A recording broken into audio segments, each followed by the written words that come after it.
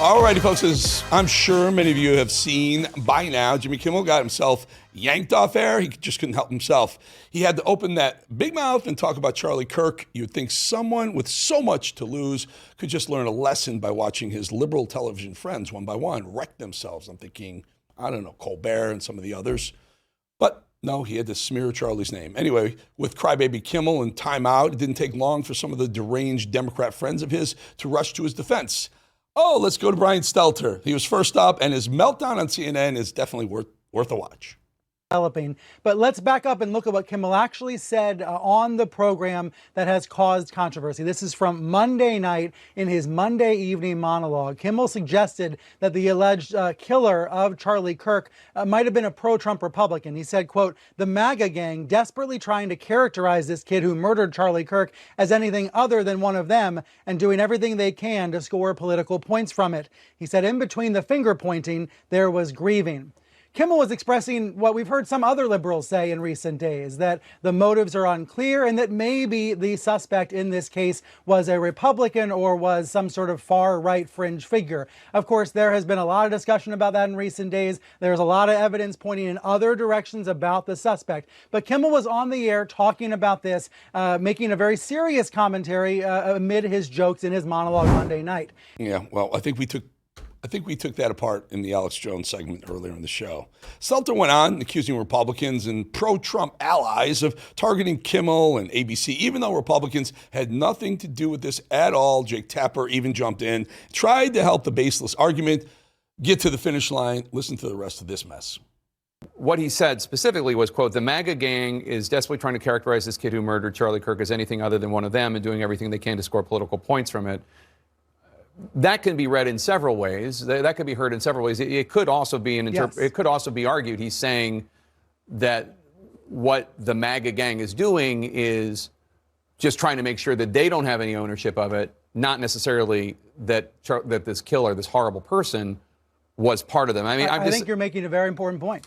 Yeah, you're making a very important point. And let's take it a little bit step further. This was all on Monday night. Nobody seemed to notice this yesterday, Jake. This all erupted in the past few hours when the Trump-aligned FCC chairman decided to point at it. Now, I've heard from him in the past few minutes, Brendan Carr, thanking Nexstar for doing the right thing by yanking the show. He has not yet commented on ABC yanking the show altogether across the entire country. But let's remember that when Stephen Colbert's show was canceled over the summer, what did President Trump say? He said, "Next up will be an even less talented Jimmy Kimmel." It is clear that pro-Trump allies have been trying to target ABC over Kimmel for several weeks now, and tonight they've prevailed.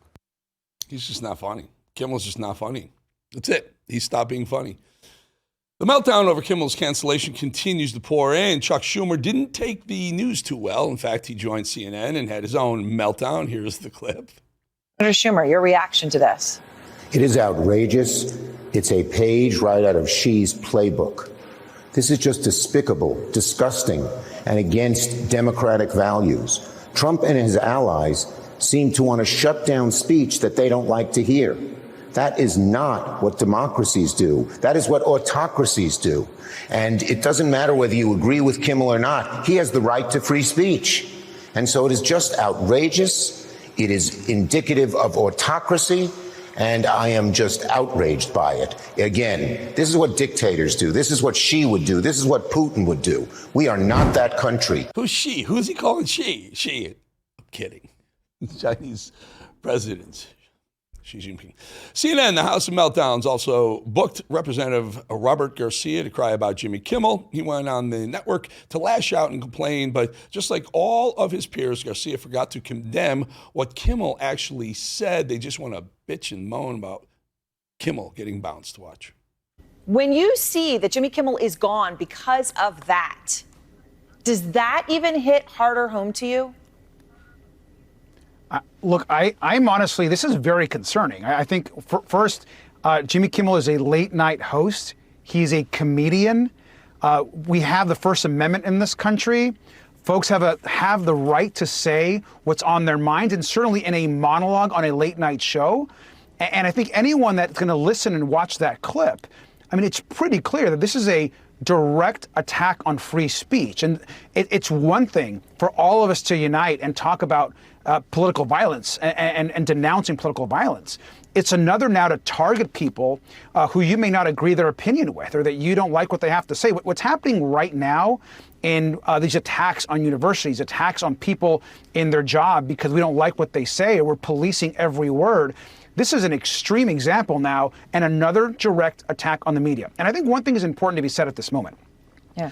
Donald Trump has been, in a systematic way, attacking the media, causing harm, impacting the way people believe and interact with news gathering, what people are saying. And he continues and continues to tear media and media institutions down. Democrat Representative Garcia, did you mention that Kimmel trashed the memory of Charlie Kirk and blamed MAGA for Charlie Kirk's assassination? Did you mention that at all? No. Just trying to do politics, right? Just trying to do politics, you loser Democrats. Don Lemon isn't taking the Jimmy Kimmel news very well either. Lemon, who jumps on every trend he can as desperately as he can to stay relevant, posted a rant online immediately after learning the news about Kimmel. Take a listen to what this almost forgotten guy had to say. Jimmy Kimmel, they're trying to cancel Jimmy Kimmel. I'm sure you've heard the news by now. But I've been going through the internet looking for the clips to see what they're mad or upset about, and I can't find it. I can't find it. The one that they have on there, I don't see where that's even controversial. The guy's a comedian. This is the same party, the same group of people who complained about everything is too woke. Comedians can't say anything anymore. They're killing comedy. The folks who are complaining about killing comedy are killing comedy. The folks who are complaining about canceling people are canceling people. What does that tell you? That they don't believe in anything that they're saying, that they've said, that they have no core. All it is if it doesn't fit their particular ideology or belief, then they don't want to hear it.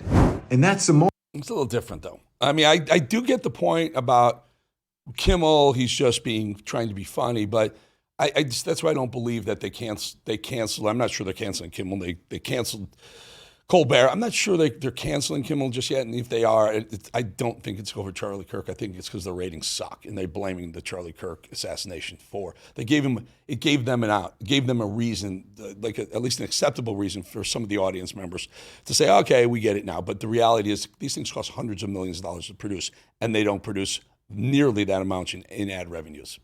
In very quickly, other news, Jasmine Crockett back to her fear-mongering, race baiting, which she loves to do. Congresswoman doesn't feel safe in America, and she's really pissed about the people who do feel safe. Listen to this confusion from the dumbest congresswoman in America.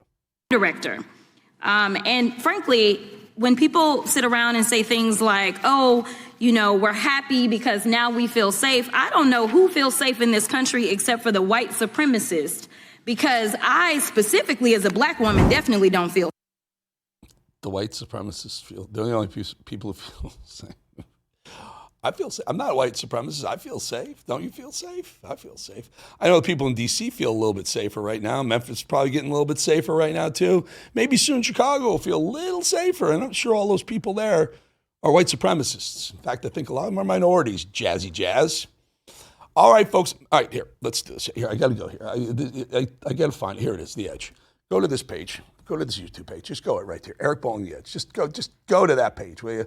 All right, subscribe to The Edge. I had Brett Favre on. He defines The Edge. We didn't even know this was happening. This happened, and this show just went live today. Go. Do you think, had you knock on to the rehab, things you wouldn't have won the Super Bowl? You may have played different that year? I think my career would have been shortened considerably because I was definitely spiraling out of control with no end in sight. You know, 16 would have been 18, 18 would have been 20. That's the edge right there. The edge is, you're on the edge, could go either way, and the edge is sharp. It could slice you in half, or you figure out how to tame the fire and own it, and you did that. You did exactly that. At that moment, that's powerful, powerful.